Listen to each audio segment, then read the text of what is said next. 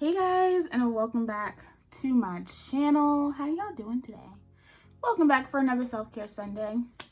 Y'all know what it do. Hi Ellie. So I have put a little cat ottoman next to my desk, so if she sounds very close, it's because she's literally right behind the camera. Pretty soon I've gotten into new lighting and I'm playing with it.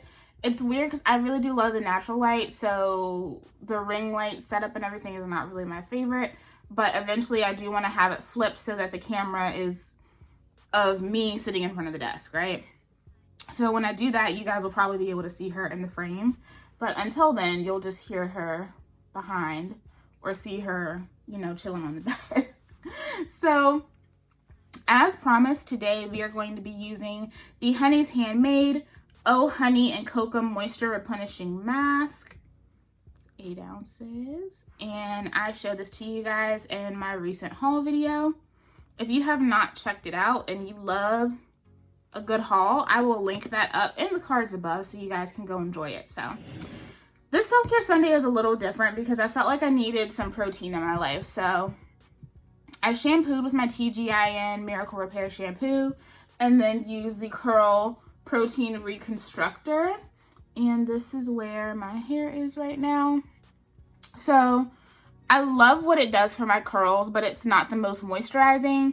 Typically after the Curl Protein Reconstructor, I would go in with Honey Miracle, but I wanted to go ahead and see how much moisture I could get out of this guy today. So my curls are popping, but they don't have that extra boost of moisture. So if you're interested in seeing how things go with this Honey's Handmade mask, then just keep watching. All right, Honey's Handmade Oh Honey Moisture Replenishing Hair Mask says condition and moisturize on impact, safe for color treated hair. This product is ideal for conditioning moisture deprived coils. You good, Ellie? She's having a moment. Leaving hair silky and shiny. Sulfate free, no petroleum, no mineral oil, no parabens, and never tested on animals. How to use: after cleansing hair evenly, distribute conditioner into each section of hair. Apply a plastic cap and follow up with steam or thermal conditioning regimen. Let conditioner sit for a minimum of 30 minutes. Rinse and follow up with leave-in cream or moisturizer. Style as usual and enjoy. And this has some ingredients listed, but I don't think that it's the full ingredients list. Now it has the website next to it, so I'll go on the website and see if what's on the website is different. But it basically gives you like this little list of ingredients. And so it includes distilled water, shea butter, kokum, beeswax, murumuru, castor, babassu, olive squalane, cocoa seed butter, almond kupuasu, and raw honey. So judging by the texture of this deep conditioner, I don't think that's everything that's in here, so just be aware of that. I will check and I will annotate on the screen right here if the ingredients list on the website is different. So let's go ahead and get started. How are y'all doing? I, for one, am doing okay. Just life, just maintaining, living. You guys know I discussed that this month has been difficult, so it's still been kind of difficult. Like it's getting better, but you know how like grief kind of comes in waves, and I'll have moments where I like think about him and I'm just like really sad, but then there are some things that I think about that like make me really, really happy. And so it's just been coming in waves, especially with YouTube, because like I've experienced really a lot of growth in the last 2 months. Like we're already at 2.5K and I hit 2K in November, December. So like the channel is growing fast, and it's amazing to me because like I remember when I started my channel and like my grandpa was watching my content, like if nobody else is watching my videos, if I had one view, I know it was him, and he was just like so impressed with my channel, even when I just wasn't talking about anything relatively important. Like he was just so impressed. And so watching the channel grow, it's just great. And it's always great having Ellie on here too, because I know like if he were here and he could see her like on the channel, like thriving and happy, like that would just be everything to him. I'm over here getting deep conditioner on my nose. But that's the texture. It has a really nice creamy texture. Feels very good.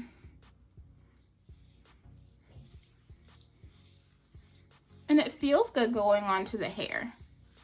The slip is decent. It's not like stunning slip. It doesn't have me like, oh my god. But it's also like good enough, you know? My hair has been detangled, but I feel like sometimes when I do protein, sometimes it'll tangle a little bit back up because the curls will really like just, you know, coil up really tight.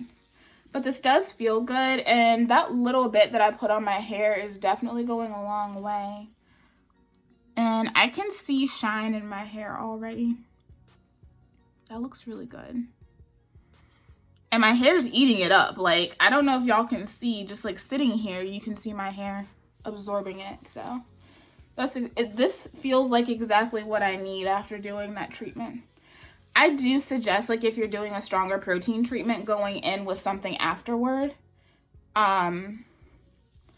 Because stronger proteins are somewhat drying. So I wanted to talk to you guys because I've kind of been noticing this for a minute, but I didn't want to say anything because I didn't know if it was just like me being paranoid. And because my hair acts so different now, sometimes it's hard for me to tell if it's just the way my hair is clumping. But I definitely think that I have some thinning going on. Mostly around here. And I've noticed some of it growing back. And that's kind of how I knew that it was thinning, because like I could see pieces that were like definitely like fresh hair, you know? I don't think it's any of the products, and I don't think it's anything that I'm doing regimen-wise. My regimen really hasn't changed. And that is one thing that I always suggest to any new YouTuber.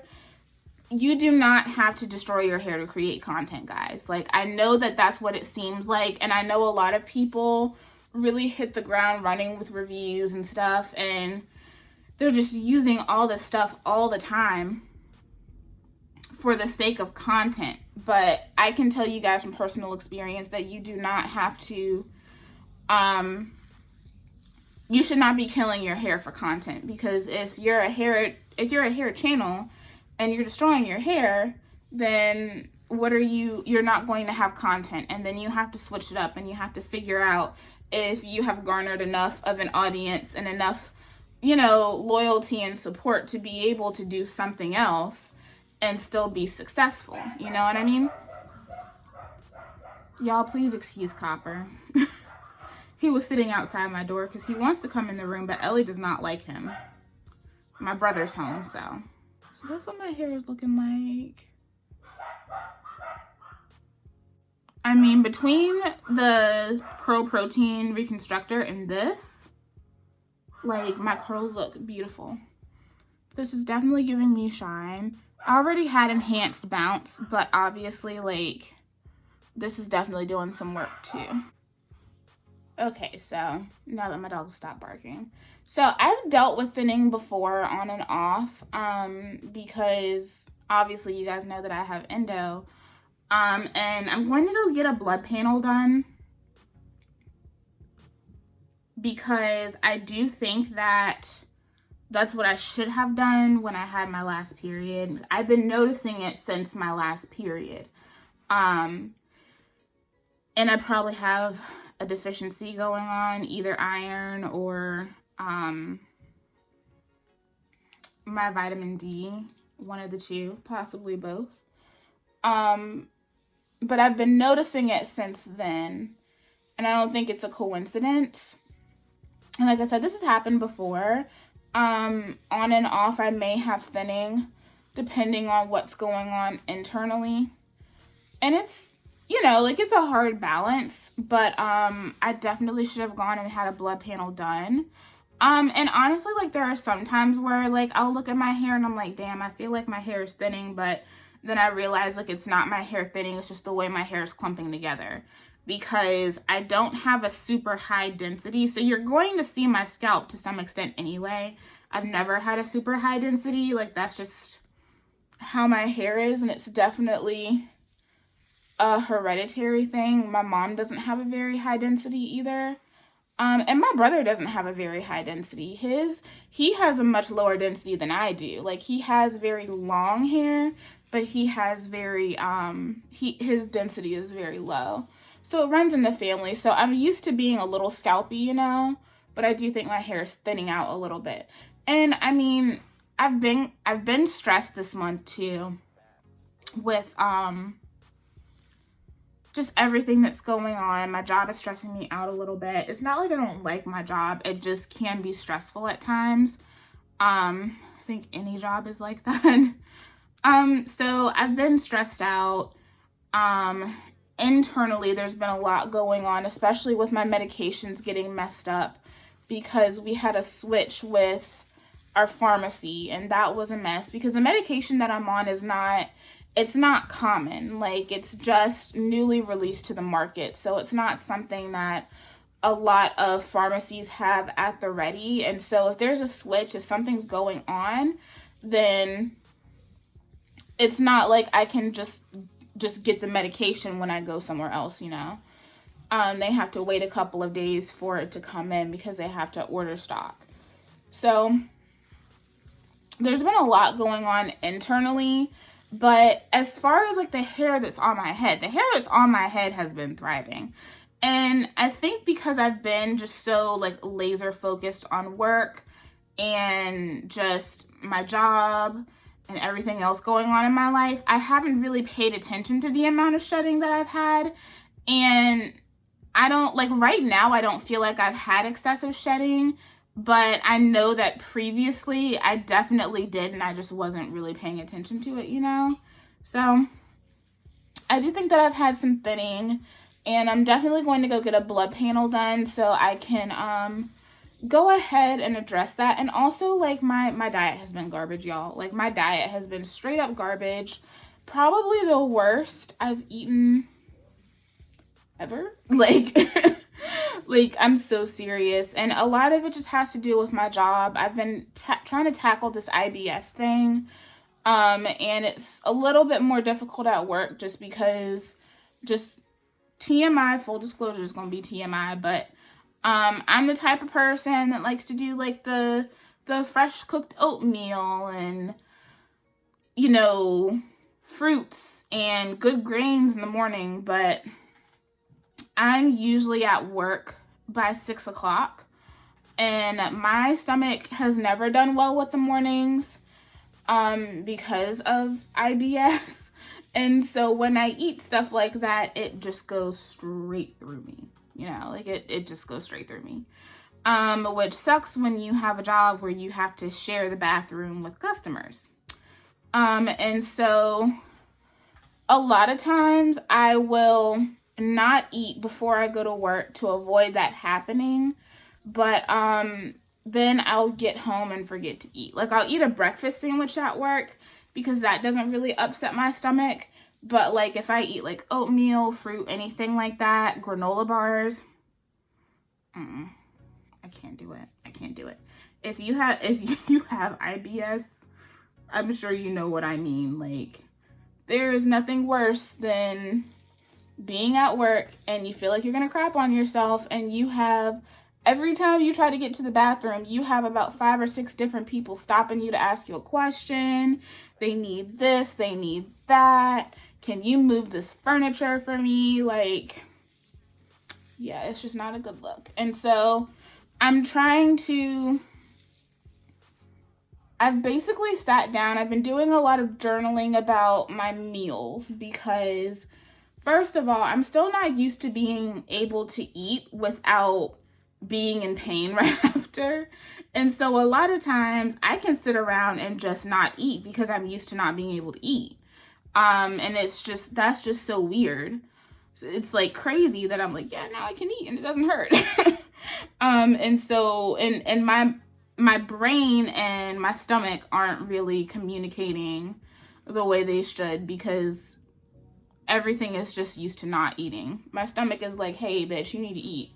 And the rest of me is just like, we've gone a while without eating, so, you know, we're good. We'll be all right. And my stomach is like, but yeah, no, we're not. So I'm just trying to do some, like, actual prepping and planning.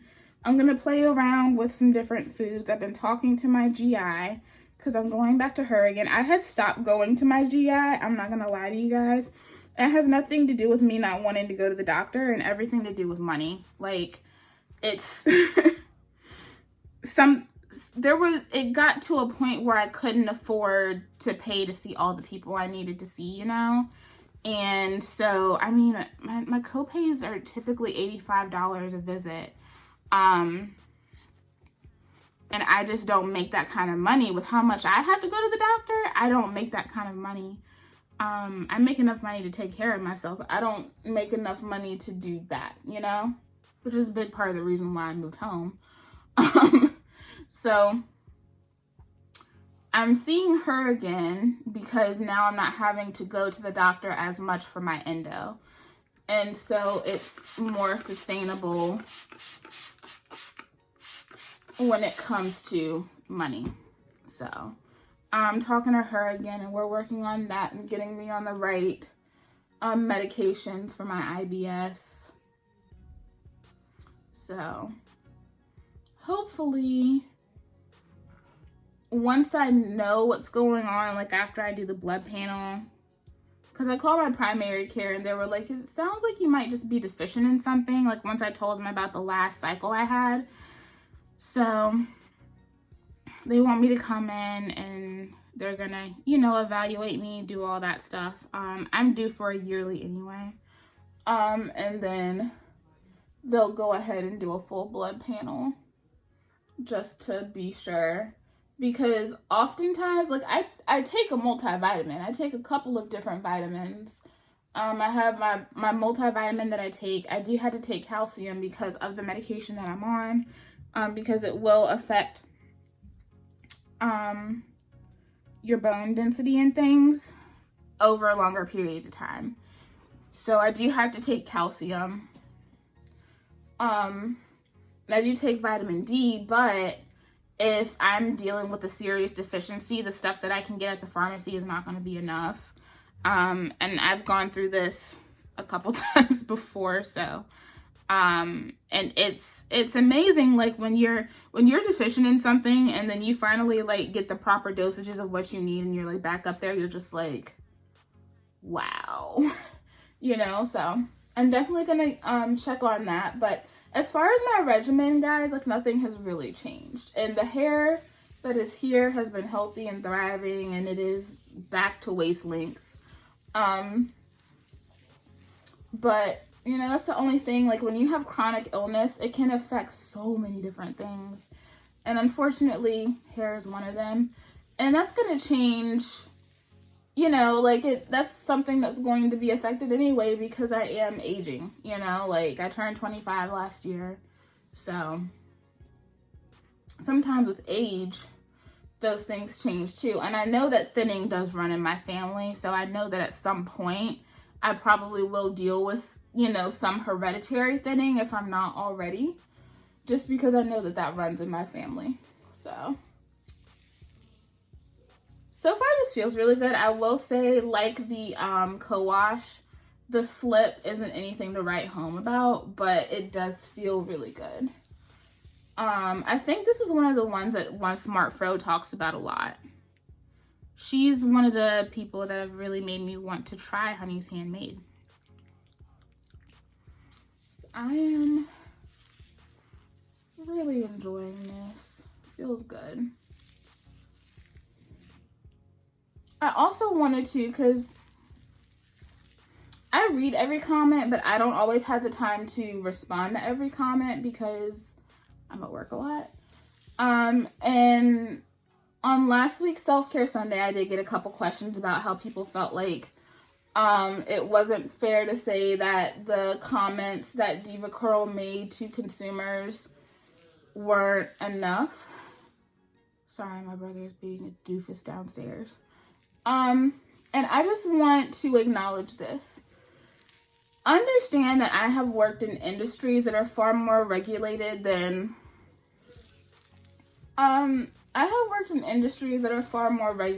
the beauty industry. And so y'all have to understand, from my standpoint, a lot of the things that I see and the responses that I see from beauty brands when it comes to situations like this piss me off, because I have worked in industries where accountability is something that always has to be prevalent within that company.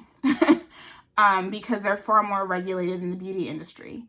And so I don't feel like what they said was satisfactory, because first of all, I never feel like it's satisfactory to blame the customer, especially when, and everyone's saying that, okay, a lot of this is build up. And don't get me wrong, like I said, I feel like a lot of these chicks are coming out here clout chasing and they just haven't washed their hair in like 5,000 years.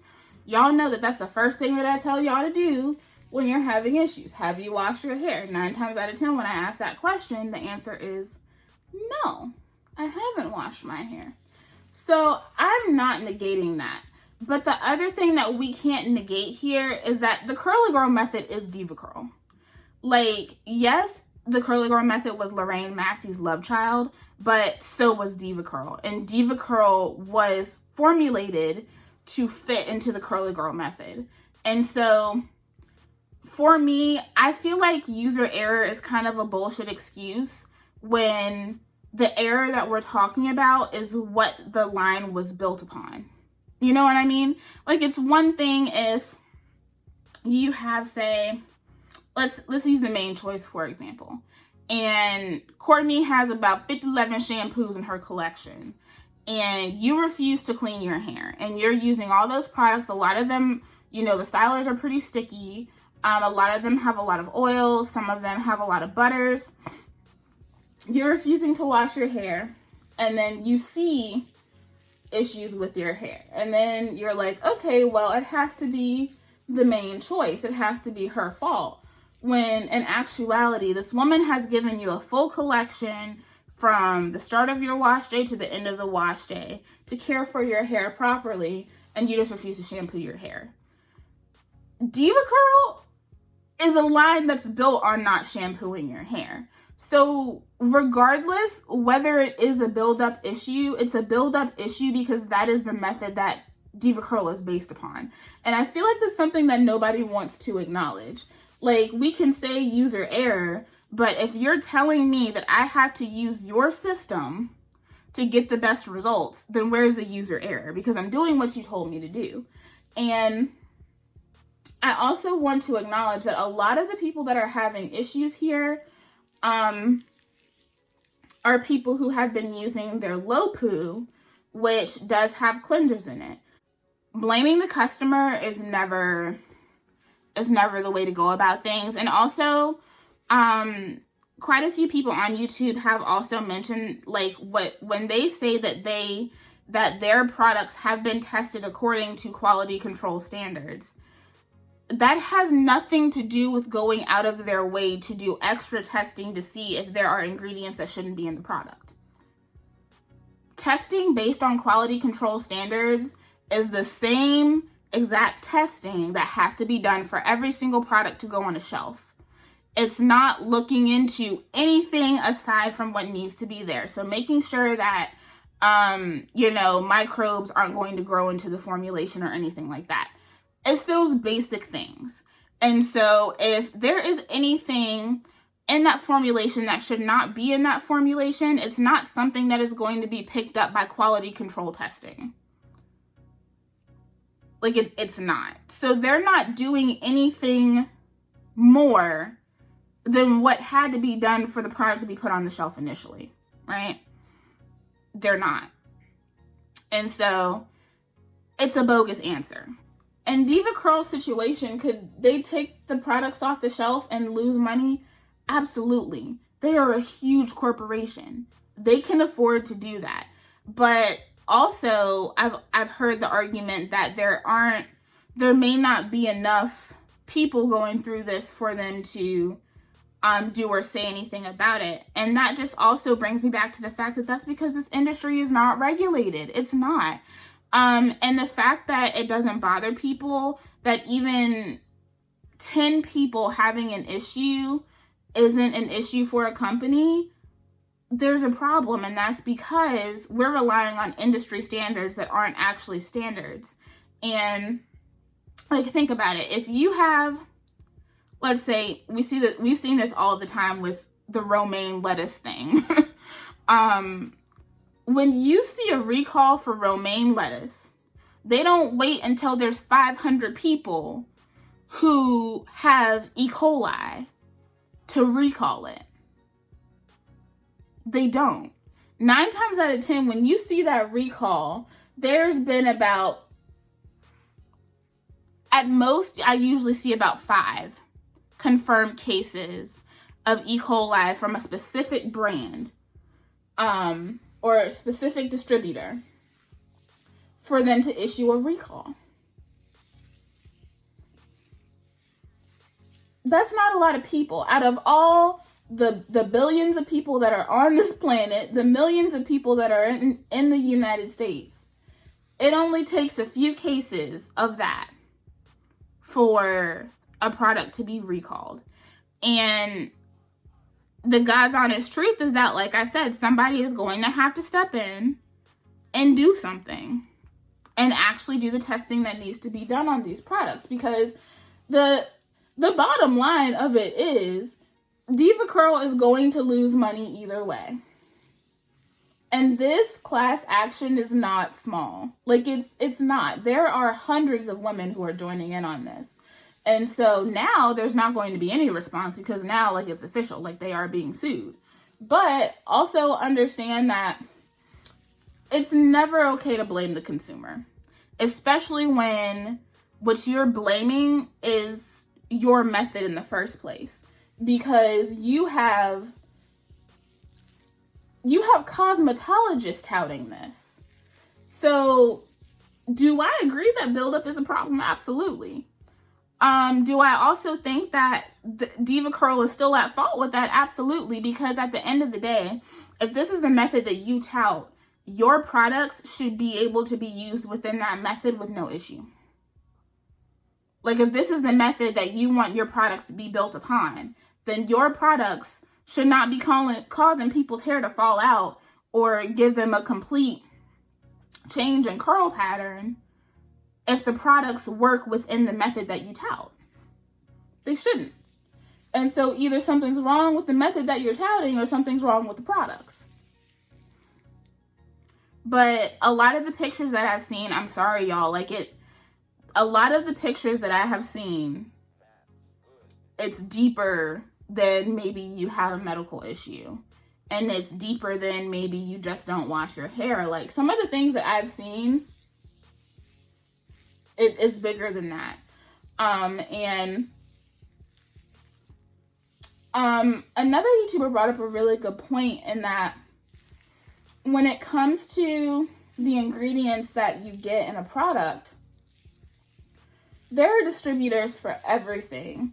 And a lot of these really good ingredients that we get are extremely expensive.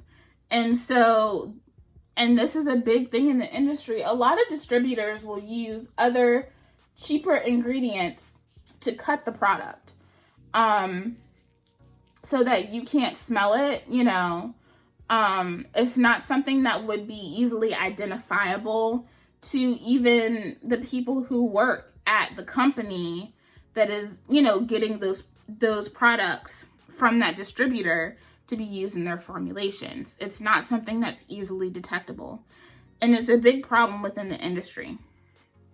And it very well could be that DevaCurl changed distributors, and they changed to a distributor that was a little bit cheaper because they are using something to cut those ingredients that they are trying to purchase.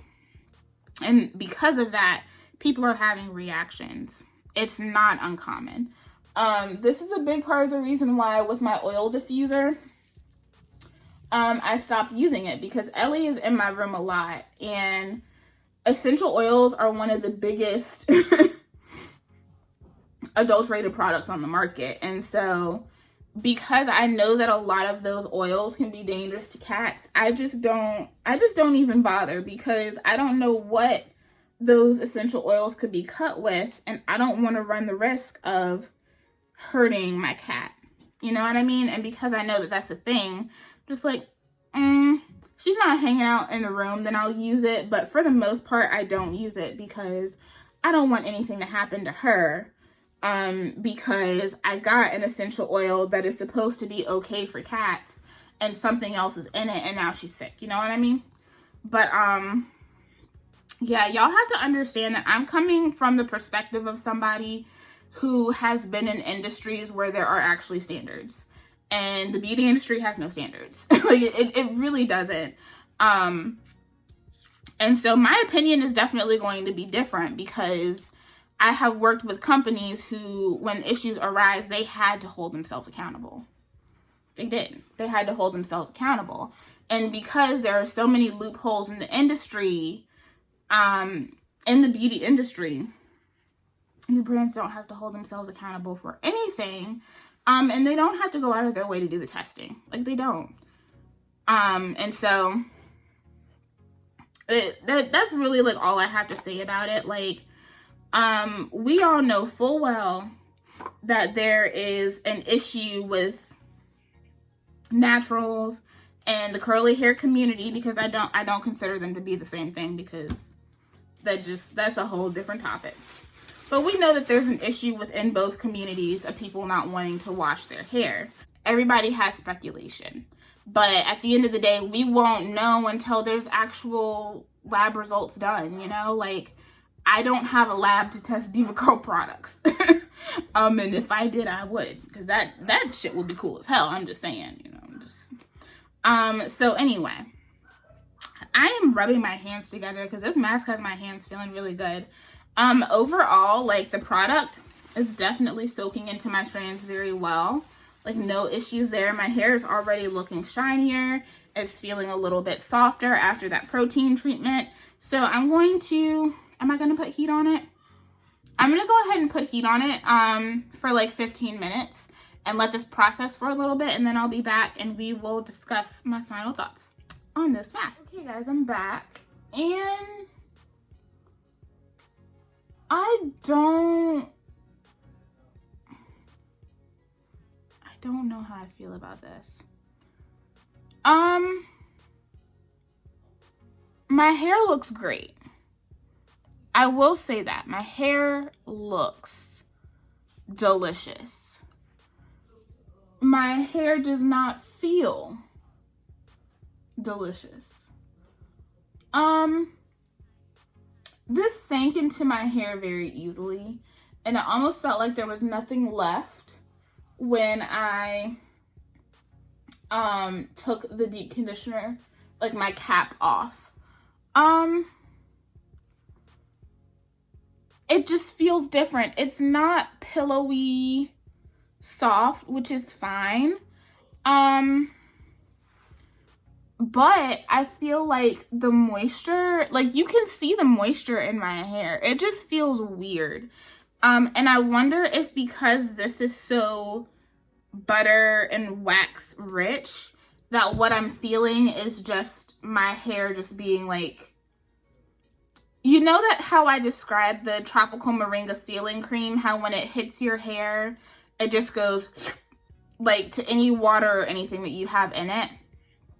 That's kind of how I feel about this.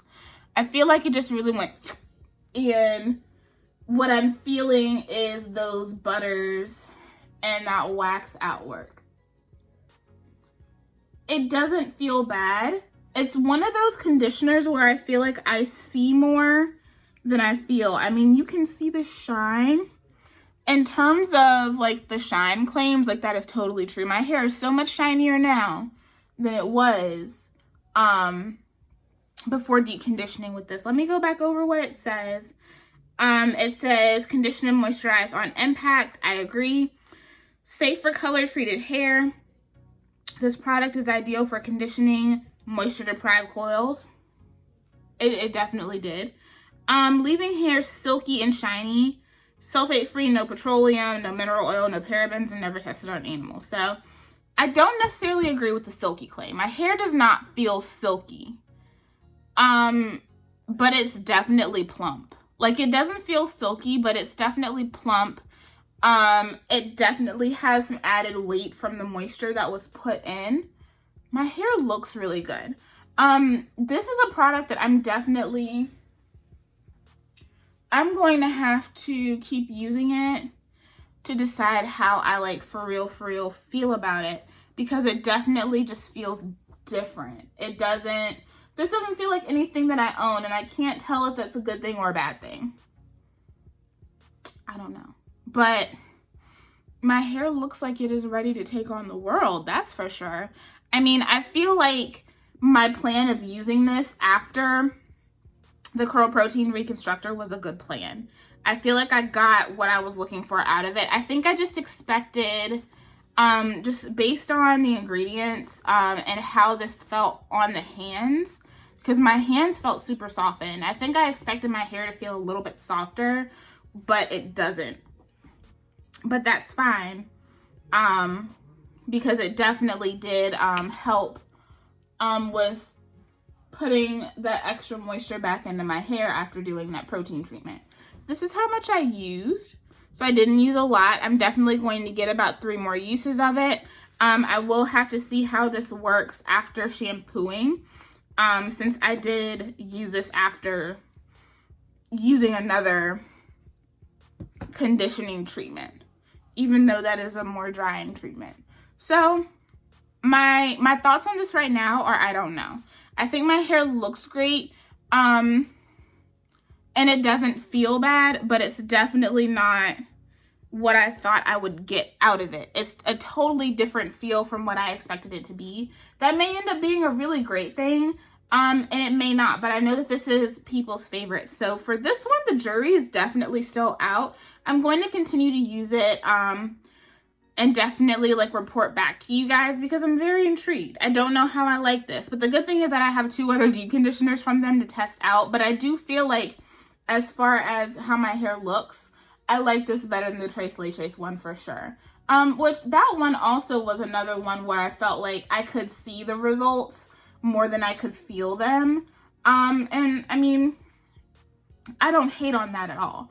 It just feels very different. So yeah, thank you guys so much for watching. I have a couple of different things coming, so I do plan on filming that pink glam makeup tutorial. I plan on filming that tomorrow to go up either Wednesday or Thursday. So be on the lookout for that. And I'm also going to be doing that battle with the Keracare gels. So be on the lookout for that. I have some fun content coming. I hope you guys enjoyed this video. Of course, like, you know, at the end of the day with the whole DevaCurl thing, remember that we're all entitled to our own opinions, and it's okay for us to not agree on things, but also remember that the people who matter the most are the people that genuinely are going through this and are suffering with this. And so that's what matters the most to me. Like, if DevaCurl loses money, they'll be okay. They can recover. And either way, in this situation, they're going to lose money at some point. But recovering from hair loss and things like that is not easy. I've been through it. So just, you know, remember that, like, there are people dealing with this on a much bigger scale. And just remember, be respectful. We're not always going to agree on things, but always understand that my opinion is coming from a very different place. It's an opinion that's beyond the standards of the beauty industry. Thank you guys so much for watching.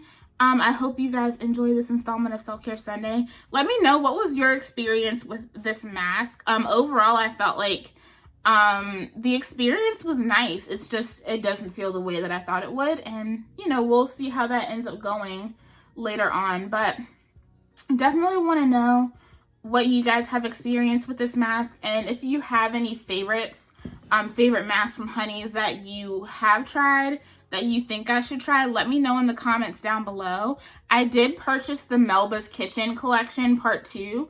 But I don't think those are going to be releasing until like the 31st of March. So you guys won't be seeing a video on that for a while. But if you did want to get your hands on this collection, I highly suggest you go ahead and do that because yeah, the boxes went quick this time, and Valencia did say that she's not going to be doing a bunch of like re-releases and stuff like that. Like once it's gone, it's gone. So do be aware of that. If you did want to try the products, definitely go ahead and make sure you are doing what you need to do to get that box if you really want it. But yeah, thank you guys so much for watching. I love y'all, and I'll see you guys in the next video. Bye.